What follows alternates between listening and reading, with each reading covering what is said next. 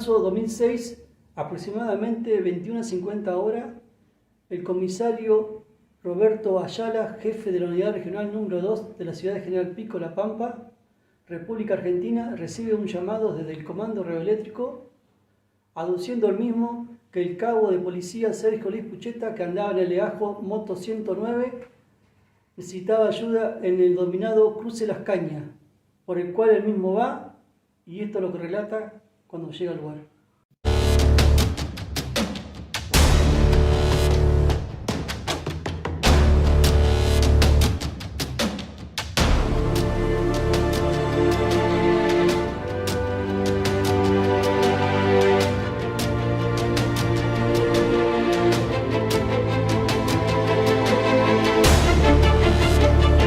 Después entró corriendo el chofer, Perno de apellido, informándome que en el cruce de Las Cañas, un lugar que nosotros teníamos como referencias, el cabo Pucheta solicitaba apoyo urgente, pero que no se le entendía qué era lo que pasaba.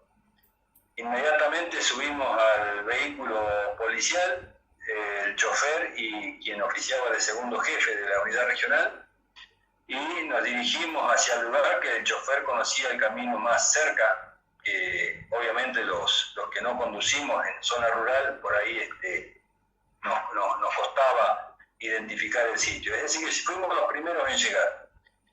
En lo que sí me consideraba experto en aquellos años de actividad era en el seguimiento de huellas, porque me tocó muchas veces trabajar en zonas rurales, y tenía cierta experiencia, y cuando me encontré con el escenario que me encontré, le advertí a quienes me acompañaban que pisen sobre la gramilla solamente, porque había algo que impactaba a primera vista. Primero que nada, que la moto estaba caída en el cruce, pero había derrapado un poquito solamente la rueda trasera, pero que no tenía desplazamiento, por lo tanto no era producto de un siniestro. Lo otro importante era que las huellas de pisadas eran de una sola persona y evidentemente eran los borceguíes de Pucheta. Y también descarté de un principio que haya habido la participación de un tercero. No había posibilidad de que haya participado en esa escena un tercero. Y estaba el arma desarmada, las balas habían sido sacadas del cargador, el handy desarmado y el celular desarmado. Todas las piezas en el piso y ninguna tenían desplazamiento. Habían sido arrojadas y habían caído en forma vertical, sin desplazamiento. No se veía detalles de que se hayan deslizado.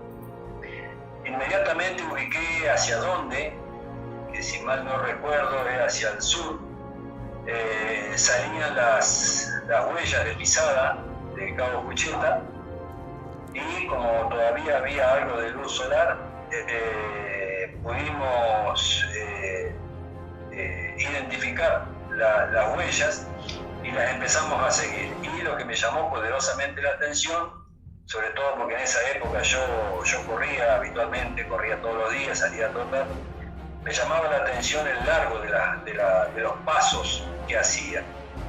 Y hubo pasos que realmente era inexplicable cómo había saltado de una posición a otra, es decir, que entre una pisada y otra había en algunos casos entre 5 y otros entre 7 metros aproximadamente. Es imposible que una persona pueda por sus propios medios hacer esos pasos tan largos como nosotros pudimos identificar. Y así como veníamos identificando las huellas de pisadas por el camino de tierra, hubo un punto en el que ubicamos la última pisada y Pucheta, para nosotros que veníamos siguiendo esa huella, no volvió a pisar la tierra. Lo descartamos porque era imposible, al ver la última pisada, que iba en línea recta por el camino. Buscamos, igual en abanico, algún otro indicio de pisada y no volvimos a encontrar una pisada en ese lugar de los guardaguíes de Pucheta. Esto, así como lo estoy contando ahora, se lo conté en ese momento a mis superiores, al Comando Jefatura. Ellos le informaron al ministro de Gobierno, Justicia y Seguridad, como se denominaba en ese momento, y a la madrugada llegó el ministro, el jefe de policía y el ufólogo, Mario, de apellido, porque justamente en base a este relato se podía deducir que se trataría de un caso de ufología. Bueno, se hizo una búsqueda muy intensa, se fueron sumando las distintas unidades con el personal. Llovió esa noche, aún con lluvia, la búsqueda no se dejó, se caminó mucho en el campo, no se encontró ningún indicio de dónde podía estar Pucheta. Hasta el otro día, a las 4 de la tarde, aproximadamente, no me acuerdo de preciso, recibimos la comunicación de que en un camino, cerca del Triángulo, un predio de Quemú, un vecino comunicaba que había una persona uniformada que seguramente era Cabo Pucheta. Llegamos al lugar con el chofer, el mismo chofer, y Quique Mario, y ahí estaba Pucheta en posición fetal.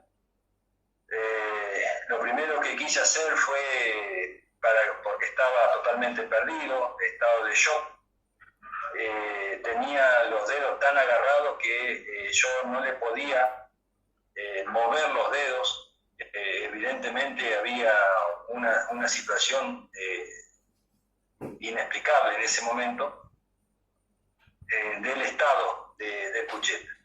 Ahora bien, si todos han visto, los interesados en este caso, han visto la foto que se publicó cuando yo estoy ahí tratando de escuchar lo que decía Pucheta, en ese momento, mientras yo trataba de escucharlo a Pucheta y de hablarle para que se relaje y tratar de entender lo que él decía, yo podía observar en el terreno que el vecino que lo encontró a Pucheta pasó de largo con la camioneta, hizo marcha atrás,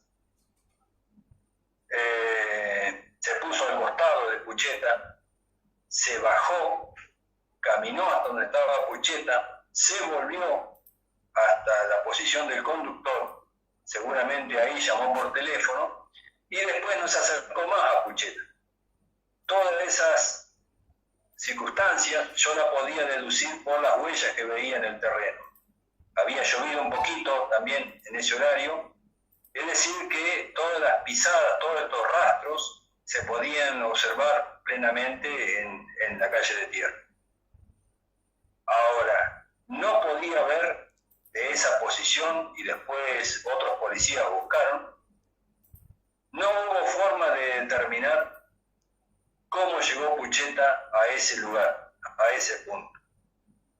No encontramos en ese momento al menos un rastro que nos indique por dónde, de dónde, quién lo trajo hasta ahí.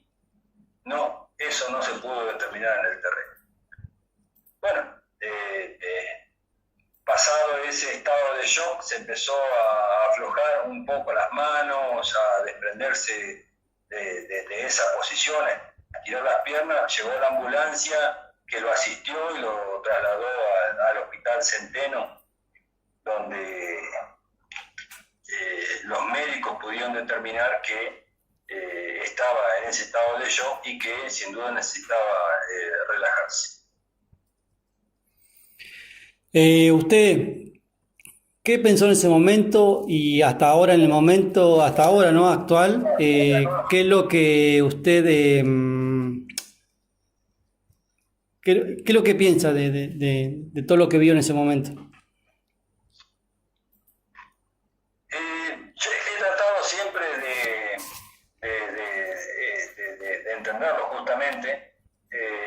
Yo, si bien no hago ningún tipo de afirmación, tampoco me gustan las conjeturas ni dar versiones sin fundamento. Yo por eso cuento exactamente lo que nos pasó, a lo que vivimos aquella situación. y trato de no sacar conclusiones, sobre todo si no tienen fundamento.